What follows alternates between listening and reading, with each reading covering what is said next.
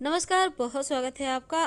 भगवान शिव सावन के महीने में 100 परिवार पृथ्वी लोक पर रहते हैं, शिवालय में रहते हैं और भक्त शिव जी को प्रसन्न कर अपनी मनोकामना उनसे कहते हैं और वो पूरी भी होती है। लेकिन शिव जी को कुछ ऐसी वस्तुएं हैं जो जरूर अर्पित करनी चाहिए। शिव को सबसे प्रिय महीना श्रावण का महीना है और इस महीने में भगवान शिव को कुछ ऐसी वस्तुएं हैं जो आप जरूर अर्पित करें। शिव देंगे वरदान, लेकिन कुछ ऐसी वस्तुएं हैं जो भूलकर भी अर्पित ना करें जाती है। शिव पुराण की विदेश्वर संहिता में लिखा है कि श्रावण मास में कर्क राशि में सूर्य के होने पर भगवान शिव के साथ अंबिका का पूजन करें। वे संपूर्ण मनोवांछित भोगों और फलों को देने वाली हैं और संपन्नता, स्वास्थ्य, प्रगति की इच्छा रखने वाले लोगों को मां अंबिका की पूजा जरूर करनी चाहिए श्रावण माह में। पान का पत्ता सकारात्मक ऊर्जा को बढ़ाने वाला और नकारात्मक ऊर्जा को दूर भगाने वाला माना जाता है। भगवान शिव को पान बहुत प्रिय है और सावन के महीने में भगवान शिव को पान चढ़ाने से हर तरह की मनोकामना पूर्ण होती है। और शिव जी को अर्पित किए जाने वाले पान में सिर्फ आप कत्था, गुलकंद, सौंफ, नारियल का बुरादा, पान की जो गुलाब की पंखुड़ी है उसको डालेंगे और शिव जी की विधिवत पूजन करने के बाद अंत में पान अर्पित करेंगे। अगर मान लेते हैं आप पान इस तरह से नहीं बना पा रहे, तब सिंपल तरीके से आप क्या कीजिएगा, एक पान का पत्ता लें, इस पर लौंग, इलायची, मिश्री के दाने आप रख कर शिवलिंग पर अर्पित कर दें, शिव जी को अर्पित कर दें, तो शिव होंगे प्रसन्न और देंगे वरदान। यह है सिंपल तरीका शिव जी को पान अर्पित करने का। देखिए, पान की भी महिमा है। पान के पत्ते के ठीक ऊपरी हिस्से पर इंद्र और शुक्रदेव विराजमान है, मध्य हिस्से में माँ सरस्वती है और माँ महालक्ष्मी इस पत्ते के बिल्कुल नीचे वाले हिस्से पर बैठी हैं, जो अंत में तिकोना आकार लेता है।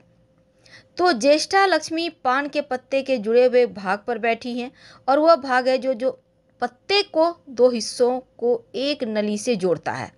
विश्व के पालनहार भगवान शिव पान के पत्ते के भीतर वास करते हैं और भगवान शिव एवं कामदेव जी इस स्थान पर पत्ते के बाहरी हिस्से पर हैं।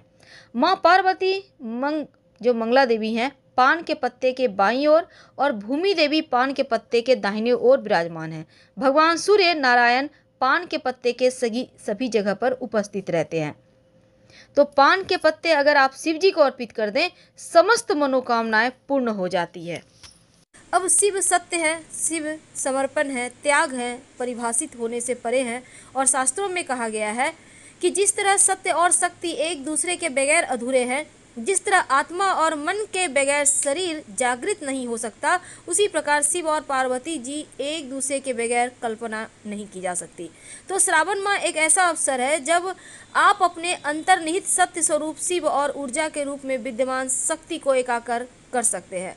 तो चलिए जानते हैं शिवलिंग पर क्या अर्पित करके आप किस मनोकामना को पूरी कर सकते हैं। शिवलिंग पर दूध अर्पित करने से आरोग्य की प्राप्ति होती है, यानी आपका स्वास्थ्य अच्छा रहता है। अगर आप दही अर्पित करते हैं तो जीवन में खुशियाँ, हर्ष, उल्लास की प्राप्ति होती है, यानी कि आपका शुक्र बेहतर होता है और भौतिक सुख साधन आपके जीवन में बढ़ जाता है। अगर आप शिवलिंग पर घी अर्पित करते हैं तो आपका तेज बढ़ता है, आपके हर जगह आपका सम्मान बढ़ता है और संतान की प्राप्ति होती है, संतान तरक्की करता है। अगर आप शहद अर्पित करें तो आपकी सौंदर्य, आपका खूबसूरती बढ़ता है, आपकी जो वाणी में मिठास है वो बनी रहती है, समाज में आपकी लोकप्रियता बढ़ती चली जाती है। अगर आप चाहते हैं कि जीवन में खूब सुख, समृद्धि, ऐश्वर्य की प्राप्ति होती रहे तो शिवलिंग पर शक्कर या फिर गुड़ की डली अर्पित करें। ऐसा करने से जीवन में सुख और धन की कमी कभी नहीं होती, चाहे आप कैसी भी स्थिति में हो। शिवलिंग पर अगर श्रावण माह में आप इत्र अर्पित करते हैं तो धर्म की प्राप्ति होती है।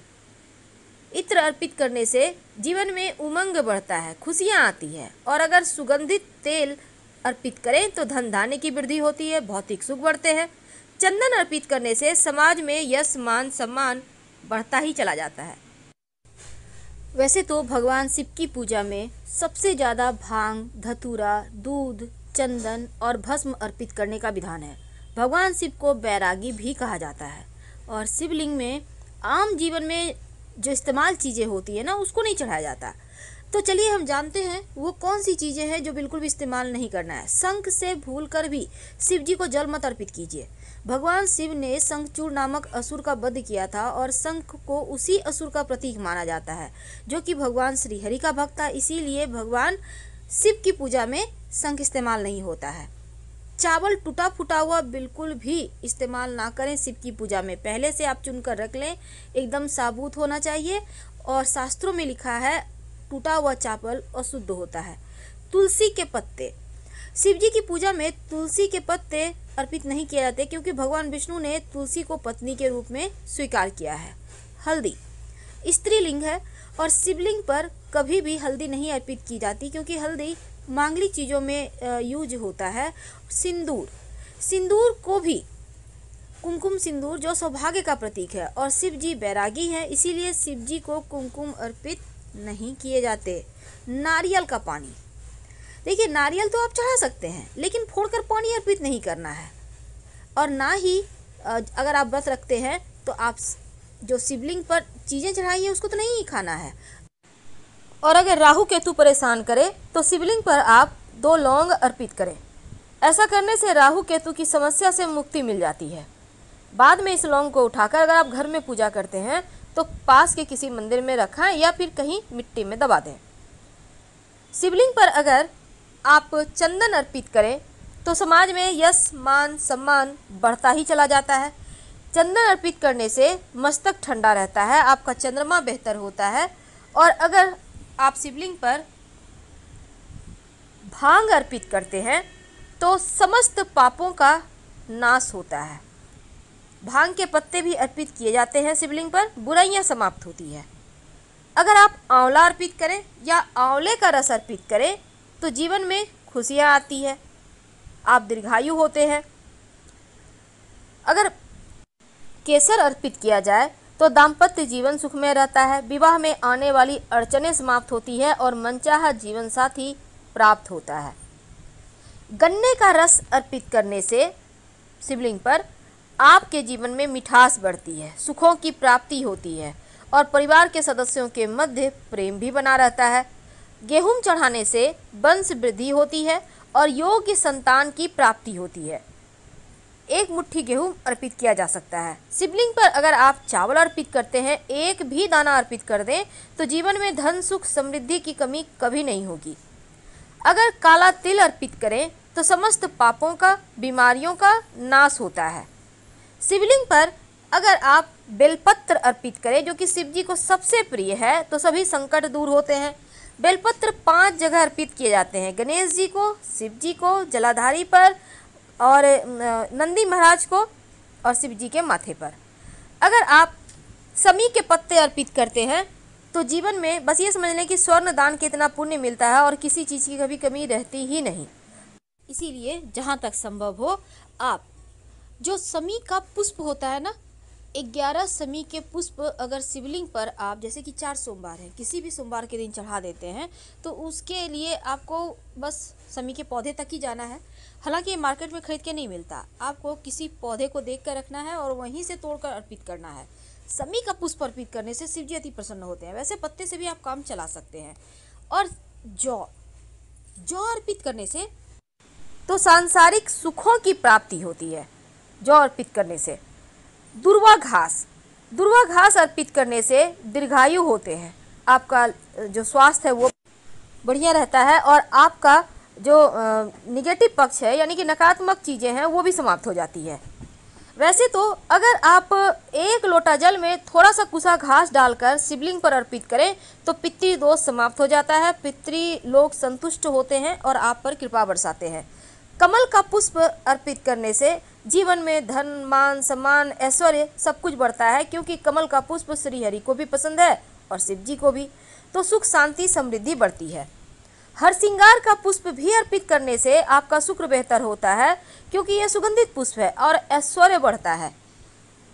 अगर आप चमेली के पुष्प अर्पित करते हैं तो जीवन में सुख समृद्धि दोनों ही बढ़ता चला जाता है।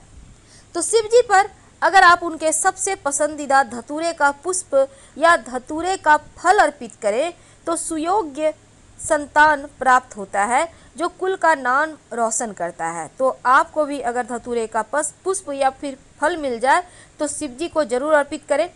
अर्पित करने से मनचाहे संतान की प्राप्ति भी होती है। आंकड़े का पुष्प से अगर उनका श्रृंगार करें तो जीवन के सभी सुख मिलते हैं। पितरों को मोक्ष की प्राप्ति होती है। सफ़ेद या बैगनी जो भी आंकड़ा मिल जाए उसी से शिव जी को मनाइए।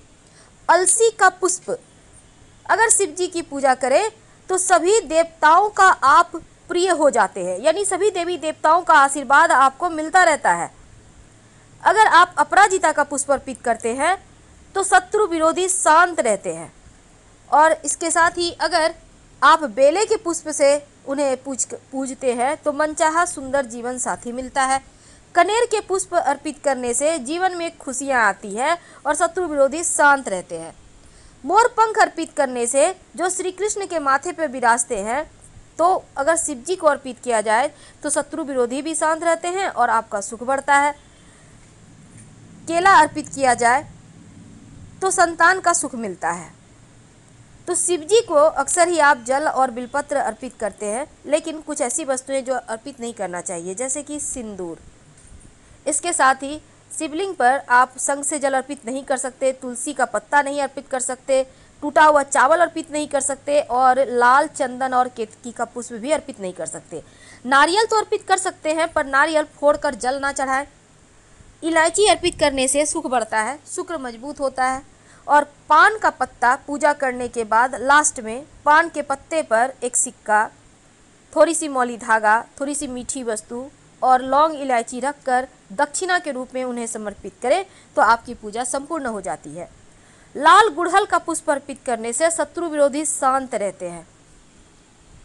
और अगर आपके कुंडली में काल सर्प दोष हो तो चांदी के या तांबा का नाग नागिन का जोड़ा शिव जी को अर्पित कर दे। खासकर अगर उस दिन नाग पंचमी हो तो आपका काल सर्प दोष भी समाप्त हो जाता है। अगर किसी को स्वास्थ्य की समस्या है तो जल में 5 पीपल के पत्ते डालकर जो व्यक्ति बीमार है मानसिक या शारीरिक रूप से, उनके ऊपर से आप 5 बार उबार लें और शिवलिंग पर चढ़ा दें तो उनका स्वास्थ्य की समस्या दूर हो जाती है।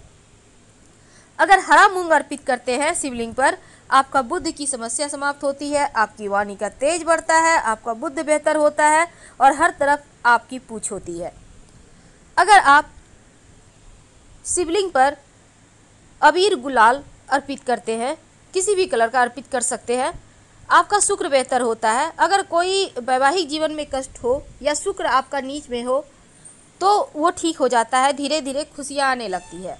पंचामृत से भी शिवलिंग का अभिषेक कर सकते हैं, इससे भी शिव जी प्रसन्न होते हैं और जीवन में चारों दिशाओं से आपकी तरक्की होती है।